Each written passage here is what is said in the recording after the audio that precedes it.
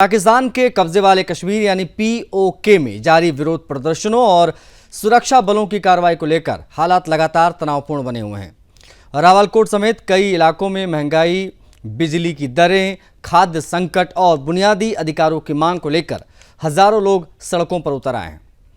इस बीच प्रदर्शनकारियों और सुरक्षा बलों के बीच हुई हिंसक झड़पों तथा गोलीबारी की घटनाओं ने पूरे क्षेत्र को झकझोर दिया है। स्थानीय मीडिया रिपोर्ट और विभिन्न दावों के अनुसार रावलकोट के ईदगाह मैदान में बड़ी संख्या में लोग एकत्रित हुए। प्रदर्शनकारियों का कहना है कि वे सस्ता आटा, चावल, किफायती बिजली और बेहतर जीवन सुविधाओं की मांग कर रहे थे। कुछ रिपोर्ट में दावा किया गया है कि सुरक्षा बलों की कार्रवाई में कई लोगों की मौत हो गई, दर्जनों लोग घायल हुए। हालांकि मृतकों और घायलों की संख्या को लेकर अलग अलग दावे सामने आ रहे हैं। क्षेत्र में जारी अशांति की जड़ आर्थिक संकट, राजनीतिक असंतोष माना जा रहा है। प्रदर्शनकारी आरोप लगा रहे हैं कि लंबे समय से उनकी मांगों की अनदेखी की जा रही है। वहीं पाकिस्तान प्रशासन और सुरक्षा एजेंसियों का कहना है कि कानून व्यवस्था बनाए रखने के लिए आवश्यक कदम उठाए जा रहे हैं। कुछ आधिकारिक रिपोर्ट्स में यह भी कहा गया है कि कई जगह प्रदर्शन हिंसक हो गए, जिसके बाद हालात बिगड़े। रावलकोट में हुई ताज़ा घटनाओं के बाद पूरे पीओके में आक्रोश बढ़ गया। कई स्थानों पर बाजार बंद रहे, लोगों ने विरोध मार्च निकाला। स्थानीय संगठनों का कहना है कि आंदोलन केवल आर्थिक राहत का नहीं बल्कि सम्मानजनक जीवन और नागरिक अधिकारों का भी मुद्दा बन चुका है। आंदोलन से जुड़े नेताओं ने संकेत दिए हैं कि वे पीछे हटने के मूड में नहीं हैं। उनका कहना है कि जब तक आम लोगों की मांगों पर गंभीरता से विचार नहीं किया जाता, तब तक विरोध जारी रहेगा। दूसरी ओर सुरक्षा बलों की तैनाती बढ़ा दी गई है और कई क्षेत्रों में निगरानी तेज है। पीओके की स्थिति अब अंतर्राष्ट्रीय स्तर पर भी चर्चा का विषय है। मानवाधिकार संगठनों और विभिन्न राजनीतिक समूहों ने घटनाओं पर चिंता जताई है और संयम बरतने की अपील की है। भारत ने हाल ही की घटनाओं को लेकर पाकिस्तान की आलोचना भी की थी और क्षेत्र में मानवाधिकार के मुद्दे को उठाया भी था। विश्लेषक ये कह रहे हैं कि लगातार बढ़ती महंगाई, बेरोजगारी और प्रशासन के प्रति नाराजगी ने इस आंदोलन को व्यापक जन समर्थन दिया। यही वजह है कि सुरक्षा कार्रवाई के बावजूद विरोध प्रदर्शनों का दायरा कम होने के बजाय बढ़ रहा है। फिलहाल पीओके के कई इलाकों में हालात संवेदनशील बने हुए हैं। एक तरफ प्रदर्शनकारियों के कई प्रदर्शन वो अपनी मांगों पर अड़े हैं, तो दूसरी तरफ प्रशासन सख्ती के संकेत भी दे रहा है। ऐसे में आने वाले दिनों में ये देखना महत्वपूर्ण होगा कि ये तनाव संवाद से कम होता है या फिर टकराव का ये दौर लंबा खिंचता पीओके में चला जाएगा।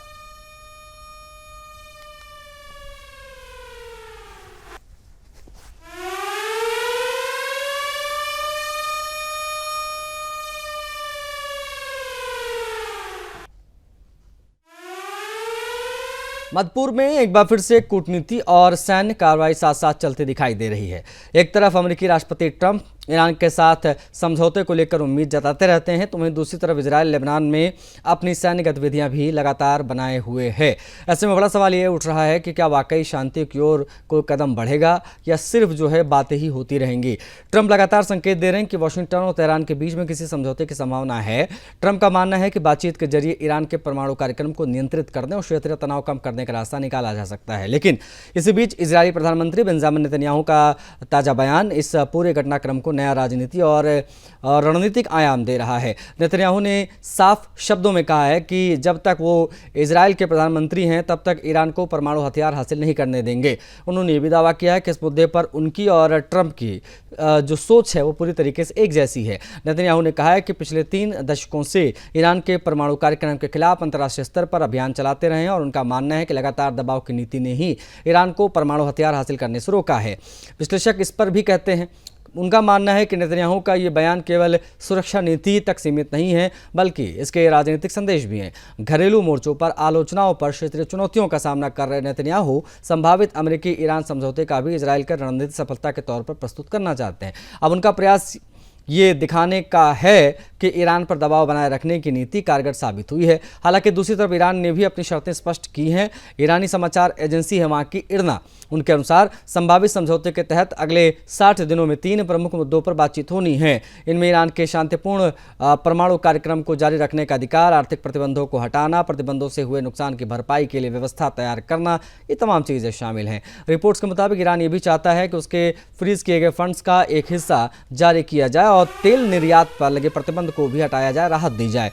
तेहरान का इस पर कहना है कि इन मुद्दों पर प्रगति के बिना अंतिम समझौते की दिशा में आगे बढ़ना संभव नहीं होगा। लेकिन इस दौरान लेबनान का मोर्चा नई चिंताओं को जन्म दे रहा है। बताया जा रहा है कि संभावित समझौते के मसौदे ने अमेरिका ने इजराइल पर लेबनान में युद्ध समाप्त करने के लिए दबाव बनाने का आश्वासन दिया है।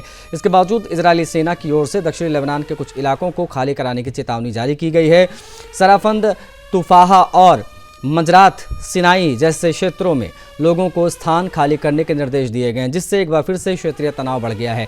आशंका पैदा हो गई है। यही वजह है कि कई विशेषज्ञ सवाल उठा रहे हैं कि यदि अमेरिका वास्तव में ईरान के साथ समझौते को अंतिम रूप देना चाहता है तो फिर उसके प्रमुख सहयोगी इजरायल की सैन्य कार्रवाई किस दिशा में संकेत कर रही है। एक तरफ बातचीत और शांति का उद्देश्य दिया जा रहा है, संदेश दिया जा रहा है, तो दूसरी तरफ युद्ध जैसे हालात पैदा करने की गतिविधियां भी लगातार साथ साथ में दिखाई दे रही हैं। मौजूदा हालात में ये रणनीति समझौते की राह को आसान बनाएगी या कठिन, ये बहुत बड़ा सवाल बनकर रह गया है। पूरी दुनिया की नज़रें अमेरिका और ईरान पर टिकी हुई हैं और विशेष तौर पर तेल अवीव की भूमिका भी बहुत महत्वपूर्ण है इजराइल की।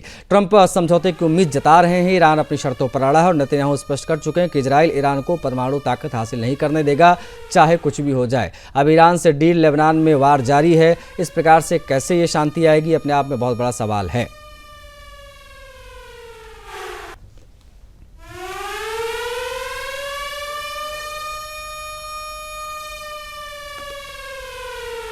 मिडिल ईस्ट में जारी तनाव की ही बात हम करेंगे, क्योंकि अमेरिका और ईरान के बीच में ये जो संभावित शांति समझौता है, इसको लेकर एक बड़ा खुलासा हुआ है।